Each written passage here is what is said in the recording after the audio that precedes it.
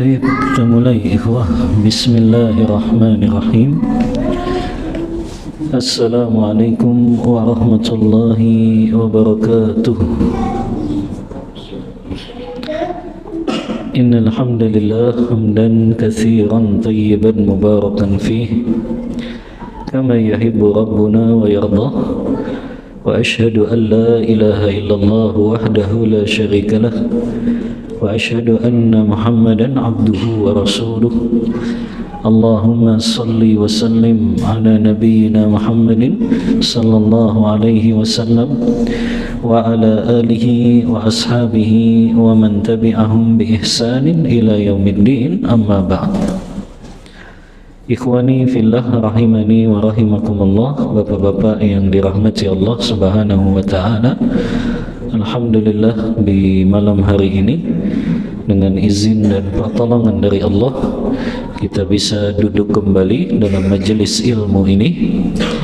Pada malam hari ini kita masih melanjutkan pembahasan dari kitab Tauhid, kitab Akidah, dan kita akan membawakan tentang satu bab yang sangat penting, yaitu babun ma jaa anna sababa kufri bani Adam wa tarkihim dinahum huwa al-ghulu fis salihin. Bab tentang salah satu sebab seseorang jatuh kepada kesyirikan ketika dia berlebih-lebihan di dalam memuliakan orang-orang saleh. Bab salah satu sebab di antara seseorang jatuh kepada kesyirikan ketika dia berlebih-lebihan dalam memuliakan orang-orang saleh. Kita bawakan dalil-dalil yang berkaitan dengan bab ini. Kita lihat bapak-bapak, hukum asalnya memuliakan orang saleh itu adalah ibadah. Memuliakan orang saleh itu salah satu bentuk ibadah. Tapi ketika itu dilakukan secara berlebihan, maka itu bisa jatuh kepada kemaksiatan, bahkan kesyirikan. Makanya Imam Nawawi dalam kitabnya Riyadhus Shalihin, taman-taman orang-orang saleh itu, beliau membuat bab khusus. Judulnya Al-Iqtisadu fi Ta'atillah. Bersikap sederhana dalam ketaatan kepada Allah. Maknanya tidak berlebihan, namun juga tidak melalaikan. Kita selalu ada di tengah-tengahnya. Kita tidak melalaikan satu ibadah, tapi di satu sisi juga kita tidak berlebih-lebihan sehingga kita menjadi orang yang salah dalam skala prioritas ibadah. Maka di sini pengarang kitab ini ingin menjelaskan hukum asal memuliakan orang soleh itu ibadah, tapi ketika dilakukan berlebihan maka itu menjadi salah satu kemaksiatan dan kesyirikan. Dalilnya yang pertama, firman Allah Ta'ala dalam surah An-Nisa ayat 171. Allah Ta'ala berfirman, ya ahlal kitabi la taghlu fi dinikum wa la taqulu ala Allahi illa al-haq. Innamal masihu Isa ibn Maryam Rasulullah wa kalimatuhu alqaha ila Maryam wa ruhum minhu fa-aminu billahi wa rusulihi wa la taqulu thalatha intahu khairan lakum innamallahu ilahu wahid subhanahu an yakuna lahu walad lahu ma fis samawati wa ma fil ard wa kafa billahi wakila. Dalam surah An-Nisa ayat 171 Allah berfirman, wahai ahlul kitab, janganlah kalian bersikap ghulu, berlebih-lebihan dalam kalian mengamalkan agama kalian. Ahlul kitab yang dimaksud di sini siapa? Yahudi dan Nasrani. Mereka disuruh oleh Allah, jangan kalian berlebih-lebihan dalam kalian menjalankan ajaran agama kalian. Kenapa orang Yahudi dan Nasrani diseru oleh Allah supaya tidak berlebih-lebihan dalam menjalankan agama mereka? Dijelaskan oleh para ulama tafsir, di antaranya Al-Hafiz Ibnu Katsir dalam tafsir beliau, Tafsirul Qur'anil Azim. Kata Ibnu Katsir, makna la taghlu fi dinikum, jangan kalian berlebih-lebihan dalam agama kalian, la tatajawazul hadda madhan au qadhan, jangan kalian berlebih-lebihan di dalam memuji nabi, orang-orang soleh, atau mencela orang yang tidak kalian senangi. Ini maknanya. Karena kenapa? Orang Yahudi mereka berlebih-lebihan di dalam memuji Uzair. Orang Yahudi kan berkata apa? Uzair itu anak Allah. Wa qalatil yahudu Uzair ibnullah. Sementara orang-orang Nasrani juga berlebihan di dalam memuliakan, memuji siapa? Isa ibnu Maryam. Maka ayat ini untuk mengajak orang Yahudi dan Nasrani, mereka tidak bersikap berlebih-lebihan kepada orang yang mereka puji, akhirnya menempatkan derajat orang yang mereka puji itu sampai seperti derajat Tuhan. Kata Ibnu Katsir dalam tafsir beliau, orang Nasrani pun terbagi menjadi 3 golongan. Orang Nasrani ternyata terbagi jadi 3 golongan. Yang pertama, kata beliau, ada golongan yang mereka menganggap Isa itu sebagai Allah. Ini golongan yang pertama, yang menganggap Nabi Allah Isa alaihi salam itu sebagai Tuhan. Yang kedua, golongan Nasrani yang menganggap Isa alaihi salatu wassalam itu anaknya Allah. Jadi sebagian orang Nasrani menganggap Isa itu anaknya Allah. Yang ketiga, kelompok yang mengatakan bahwasannya Isa alaihi salatu wassalam masuk dalam kategori 3 Tuhan yang mereka yakini itu konsep Trinitas. Artinya Tuhannya bukan cuma 1, tapi ada 3. Yang mereka punya konsep Trinitas itu, dan 3 itu termasuk salah satunya adalah Isa. Nah, ini orang-orang Nasrani yang akhirnya mereka berlebihan, padahal Nabi Allah Isa itu diutus kepada mereka sebagai Nabi dan Rasul, bukan sebagai Tuhan. Tapi inilah karena mereka berlebihan menganggap bahwa Isa itu kan punya mukjizat, ya, mukjizat yang Allah berikan kepadanya, bisa nyembuhin orang sakit, bahkan bisa menghidupkan orang yang mati. Tapi ini sebagai mukjizat yang Allah berikan. Tapi orang-orang Nasrani berlebihan menganggapnya, akhirnya menganggap bahwa Nabi Isa ini tadi sebagai Allah, sebagai anaknya Allah, atau salah satu dari 3 Tuhan tadi. Nah, disinilah Rasulullah bersabda dalam hadis yang diriwayatkan oleh Imam Bukhari dan Imam Muslim dalam kitab sahih keduanya. Kata Rasulullah, la tatruni kama atra'atin nasara Isa bin Maryam, innama abdun faqulu abdullahi wa rasuluh. Kata Rasulullah, jangan kalian kultuskan aku sebagaimana orang-orang Nasrani mengkultuskan Isa ibnu Maryam. Sesungguhnya, kata Rasulullah, innama ana abdun, aku hanyalah hamba Allah. Faqulu, maka katakanlah abdullahi wa rasuluh, aku adalah hamba Allah dan Rasulnya. Nah, ini yang kadang kaum muslimin lupa itu. Rasulullah selain utusan Allah, beliau juga hamba Allah. Maka tidak boleh menempatkan Rasulullah derajatnya seperti derajat Allah Ta'ala. Karena beliau ini yang perintahkan. Fakulu, katakanlah Abdullah wa Rasuluh, aku hanyalah hamba Allah dan utusannya. Maka nggak boleh berlebihan menempatkan Rasulullah seperti Tuhan. Minta-minta hajatnya di depan kuburan Rasulullah, ya, dia minta pertolongan di depan kuburan Rasulullah, nggak boleh, karena Rasulullah hamba Allah dan utusannya. Dan Rasulullah pun diperintahkan hanya beribadah kepada Allah saja. Di saat kita butuh, kita sampaikan hajat kita hanya kepada Allah. Di saat kita minta perlindungan, kita minta perlindungan hanya kepada Allah. Nah ini karena sebagian kaum muslimin kadang bersikap ghulu, berlebihan di dalam memuliakan Rasulullah, akhirnya sampai mengkultuskan tadi, ya, menganggap Rasulullah mengetahui perkara ghaib. Nah ini juga, makanya Rasulullah dalam beberapa ayat disuruh oleh Allah untuk mengatakan, Qul, katakan wahai Muhammad, innila a'lamul ghaiba, aku nggak tahu perkara-perkara ghaib.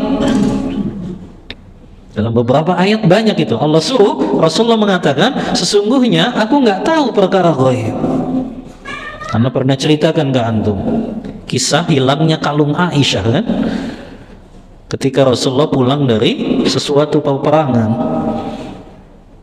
tiba-tiba Aisyah ngadu, kalung saya hilang ya Rasulullah. Akhirnya Rasulullah katakan, kita berhenti semuanya di tempat ini. Padahal itu tempat nggak ada air sama sekali. Sampai Abu Bakar agak jengkel sama Aisyah, gara-gara kamu ini kita jadi berhenti, ya, padahal kita berhenti di tempat yang nggak ada air di situ. Tapi hikmahnya disitulah turun ayat tentang tayammum. Fa in lam tajidu ma'an fatayammamu sa'idan thayyiba. Turun ayat tentang tayammum itu di saat mereka ada di tempat yang tidak ada air. Kemudian seharian, 1 hari 1 malam mereka cari kalungnya Aisyah, nggak ketemu. Akhirnya kata Rasulullah, sudah, kita kembali saja ke kota Madinah. Ketika semua sudah siap dan unta-unta berdiri, ternyata kalungnya Aisyah ada di bawah untanya. Rasulullah nggak tahu ya. Ternyata kalungnya Aisyah didudukin oleh untanya sendiri. Nah ini dalil Rasulullah pun walaupun utusan Allah, beliau nggak tahu perkara-perkara gaib kecuali yang Allah wahyukan kepada beliau, ya. Tapi ini dalil yang pertama. Dalil yang kedua, tidak boleh kita mengkultuskan orang-orang saleh. Surah Nuh ayat 23. Surah Nuh ayat 23. Allah Ta'ala berfirman, wa qalu la tadharunna alihatakum wa la tadharunna wadda wa la suwa'a wa la yaghutha wa ya'uqa wa nasra. Kata Allah Ta'ala, wa qalu, dan mereka berkata, ini kaumnya Nabi Allah Nuh. Mereka berkata kepada sebagian yang lain, la tadharunna alihatakum, jangan kalian tinggalkan sesembahan-sesembahan kalian. Jadi Nabi Allah Nuh kan dakwahnya berapa tahun? 950 tahun. Ya. Setelah Nabi Allah Nuh wafat, tersisalah orang-orang soleh di kalangan kaumnya Nabi Nuh. Sebagian mereka berkata, jangan kalian tinggalkan sesembahan-sesembahan kalian kepada Wadda, Suwa, Yaghutha, wa Ya'uqa wa Nasra. Siapa ini Wadda, Suwa, Yaghutha, wa Ya'uqa wa Nasra?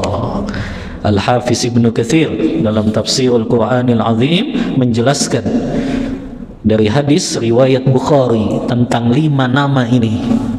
Wadda, Suwa'a, Yaghutha, wa Ya'uqa wa Nasra. Beliau mengambil riwayat dari Abdullah bin Abbas radhiyallahu anhuma. Kata Abdullah bin Abbas, hadhihi asma'u rijali salihin min qaumi Nuh. Mereka itu 5 tadi, Wadda, Suwa'a, Yaghutha, Ya'uqa wa Nasra, adalah nama-nama orang soleh dari kaumnya Nabi Nuh.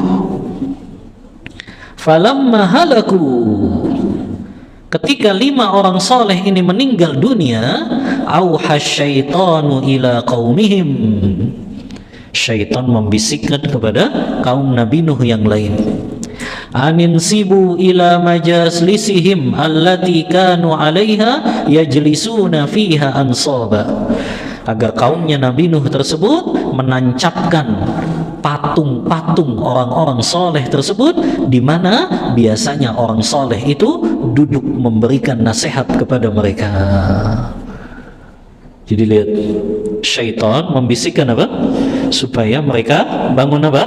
Patung-patung orang soleh di tempat di mana yang biasanya orang soleh itu ngasih wejangan kepada mereka. Wasammuha bi asma'ihim, patung-patung itu pun dikasih nama-nama mereka tadi, nama-nama orang-orang soleh.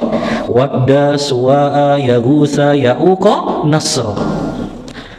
Fafa'alu, akhirnya setelah mereka bangun patung-patung orang soleh itu, walam tu'bad, awalnya orang yang bangun patung itu memang dia nggak nyembah kepada patung itu.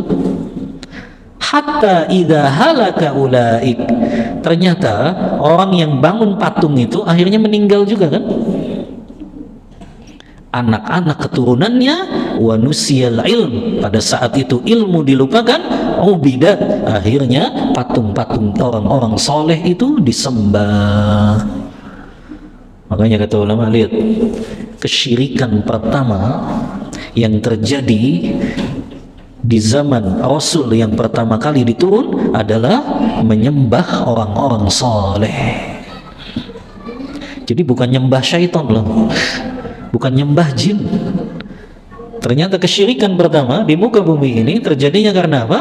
Mereka nyembahnya kepada orang-orang soleh. Karena Rasul pertama siapa yang diutus? Nabi Allah Nuh.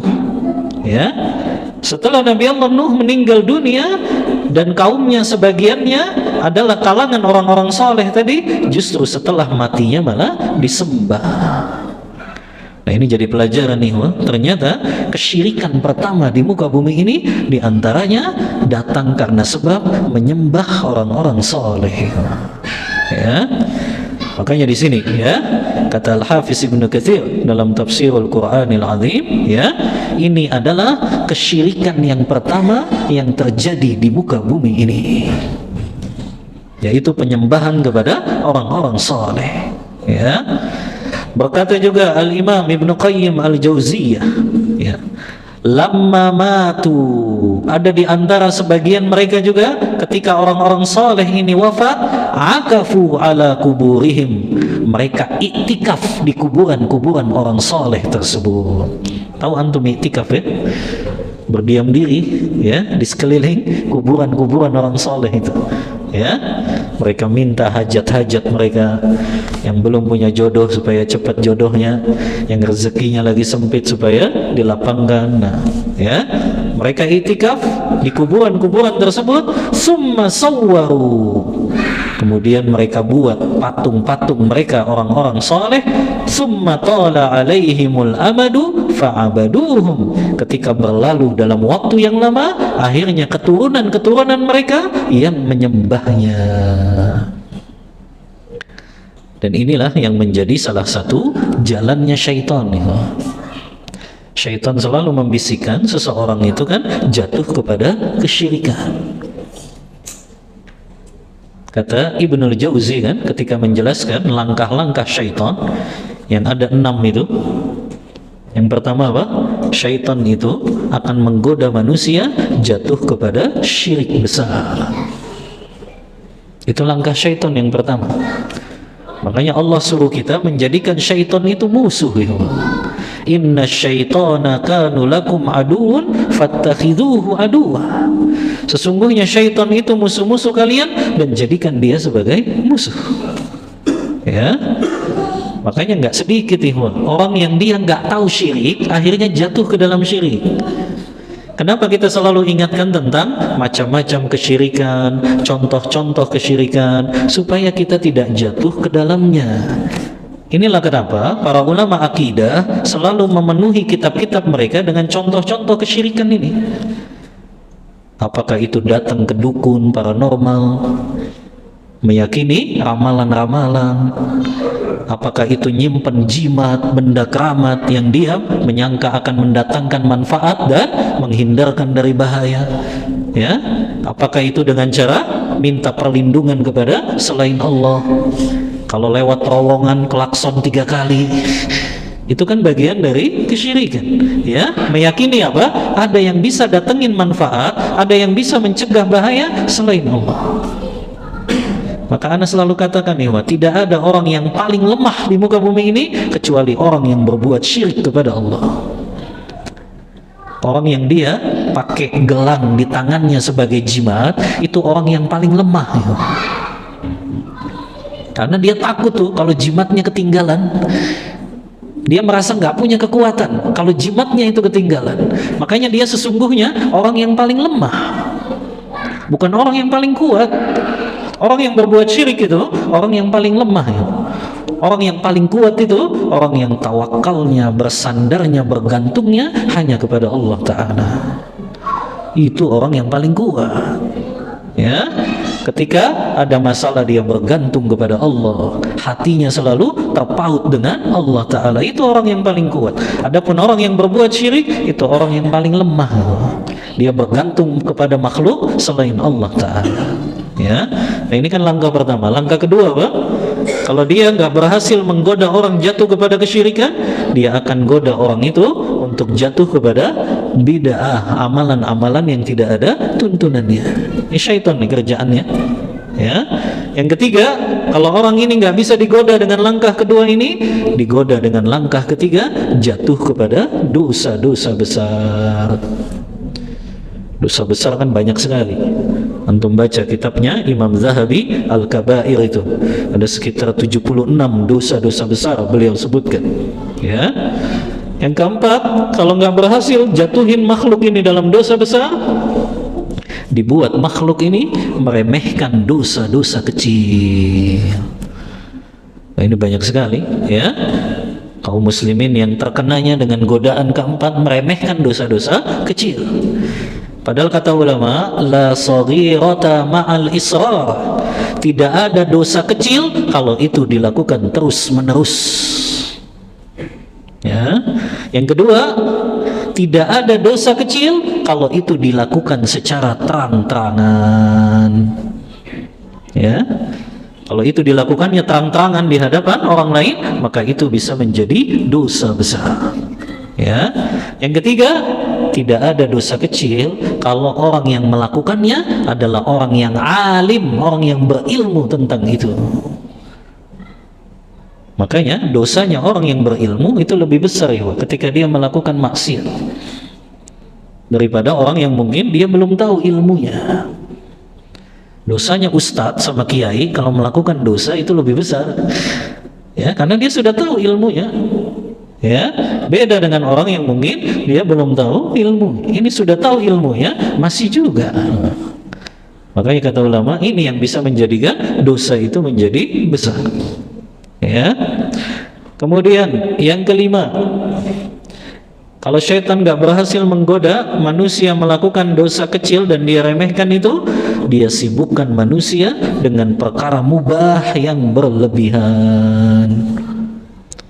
Perkara mubah itu apa? Makan, tapi makannya berlebihan. Itu termasuk godaan syaitan, ya. Bahkan kan diancam sama Rasulullah. Karena kalau dengar hadis ini takut itu, ya. Karena Rasulullah ancam tuh dalam hadis riwayat Tirmidzi, inna atwalan nasi ju'an yaumal qiyamah aktsaruhum syab'an fid dunya. Sesungguhnya manusia yang paling lama laparnya di padang mahsyar nanti mereka yang sering kenyang ketika di dunia. Ngeri kan? Yang paling panjang laparnya nanti di padang mahsyar orang yang sering kenyang di dunia, ya. Ngeri kan kalau kita dengar hadis ini, ya. Tapi jarang yang ngamalin ini, ya. Makanya anak paling takut kalau sudah disediain banyak menu itu, ya. Khawatir kita lupa kan biasanya, ya. Apalagi anak kalau habis khutbah di Toyota tuh subhanallah, kalau dibawa ke ruang manajer tuh semua menu dibawain kita, ya. Akhirnya anak bilang, anak nggak bakal makan ini, balikin aja lagi. Ya, sudah nasi, menunya menu Jepang lagi. Ya, begitu es krim, ada lagi donat, ada lagi buah-buahan, banyak sekali. Ya, anak bilang pantasan makmur untuk jadi manajer. Ya, kok banyak banget untuk pilihan, makan saja. Ya. Nah ini kadang perkara seperti ini yang kita lupakan, ya, bahwasannya perkara mubah itu hukum asalnya boleh, tapi ketika berlebihan itu jatuh kepada dosa. Tidur berlebihan, ya. Imam Syafi'i itu kan membagi malamnya jadi sepertiga, tapi rasanya kita belum bisa kayak Imam Syafi'i. Beliau membagi malam nih, malam itu dari kapan? Maghrib sampai subuh kan? Kalau dibagi sepertiga itu berapa jam? Kita maghrib jam 6 lah ya. Subuh jam berapa? Setengah 5. Berapa jam itu? 7, 8, 9, 10, 11, 12, 1, 2, 3, 4, 10 jam setengah. Dibagi sepertiga berarti berapa Pak? 3 jam 45 menit lah ya. Imam Syafi'i itu membagi malamnya sepertiga untuk belajar agama, sepertiga untuk sholat malam, sepertiga untuk tidur. Ya, bisa nggak antum bagi kayak gitu? Ya, sepertiganya buat nuntut ilmu agama, sepertiganya buat tidur, sepertiganya sholat malam. Ya, itu Imam Syafi'i. Ya, makanya Imam Syafi'i sekelas beliau, ya, itu ketat sekali di dalam menentukan orang yang adil itu. Beliau dan Imam Ahmad itu berpendapat kalau orang sudah ninggalin sholat witir itu bukan orang yang adil menurut mereka, nggak berhak jadi saksi dalam syariah, termasuk saksi pernikahan. Berat kalau kita pakai standarnya ulama, ya. Kalau orang sudah ninggalin sholat witir nggak berhak dia jadi saksi pernikahan. Ya, itu standarnya ulama tuh, ya. Jadi berat kalau ngikutin standarnya mereka, karena mereka sudah terbiasa nggak pernah ninggalin sholat malam, ya. Makanya kan perkataan ulama itu qiyamul lail maidatus sholihin, sholat malam itu hidangannya orang-orang soleh. Karena mereka tahu waktu yang paling mustajab mereka sampaikan hajat mereka itu adalah di sepertiga malam. Ya. Nah, ini yang kelima. Yang keenam, kalau mereka nggak sanggup menjatuhkan orang dalam dosa mubah tapi berlebihan, mereka akan goda kepada orang ini jatuh pada perbuatan yang tidak utama dan dia tinggalkan perkara yang lebih utama. Contohnya apa? Dia sibuk sholat sunnah tapi dia tinggalkan majelis ilmu. Kata Imam Syafi'i, menuntut ilmu agama itu lebih utama daripada sholat sunnah apapun. Nah ini godaan syaitan nih, ya. Kadang kita lihat ada ya orang sibuk sholat sunnah tapi dia tinggalkan nuntut ilmu agama yang wajib, ya. Atau sebaliknya juga, dia sibuk dengan sodakoh, dia nggak bayar zakat. Nah, itu godaan syaitan itu, ya. Sodako tiap bulan, zakat yang tahunan nggak dibayarkan, ya. Dia sodakoh kepada fakir miskin, tapi dia lupa kerabatnya juga ada yang miskin. Ini salah satu cara syaitan, ya, membuat tipu daya kepada manusia. Akhirnya mereka melakukan perkara yang tidak utama dan mereka meninggalkan perkara yang utama. Nah ini kita harus ingat, yang pertama kali syaitan akan jerumuskan kita ketika kita jatuh pada kesyirikan. Di antara bentuk syirik besar adalah seseorang bersikap gulu berlebihan tadi dalam memuliakan orang soleh. Satu lagi, ini hadis yang sangat penting mengingatkan kita. Hadis riwayat Bukhari dan Muslim dari ibunda kita Aisyah radhiyallahu anha. Lihat, ini testimoninya Ummu Salamah. Kata ibunda kita Aisyah, anna Ummu Salamah dzakarat li Rasulillah sallallahu alaihi wasallam kanisatan ra'atha bi ardil Habasyah. Kata Aisyah, Ummu Salamah siapa? Istrinya Rasulullah juga. Beliau pernah bercerita kepada Rasulullah. Beliau pernah melihat gereja, kanisah itu tempat ibadahnya orang Nasrani. Beliau pernah lihat gereja di negeri Habasyah, dan beliau lihat di dalamnya ada gambar-gambar orang-orang soleh. Kemudian kata Rasulullah, ulaika idza mata fihimur rajulus salih awil abdus salih banau ala qabrihi masjidan wa sawwaru fihi tilka suwar ulaika syirarul khalqi indallah. Kata Rasulullah, wahai Ummu Salamah, ketahuilah, mereka itu orang-orang Nasrani, apabila wafat orang soleh di antara mereka, mereka akan jadikan kuburan orang-orang soleh tersebut sebagai tempat ibadah mereka, dan mereka akan letakkan gambar-gambar orang soleh tersebut di depan kuburan orang soleh tersebut. Subhanallah, ternyata ini perbuatannya siapa? Orang-orang Nasrani. Kalau ada orang soleh ya meninggal, kuburannya ditaruh di mana? Di tempat ibadahnya, ditaruh di atasnya foto-fotonya, gambar-gambarnya. Kalau dulu mungkin belum ada foto ya, gambar.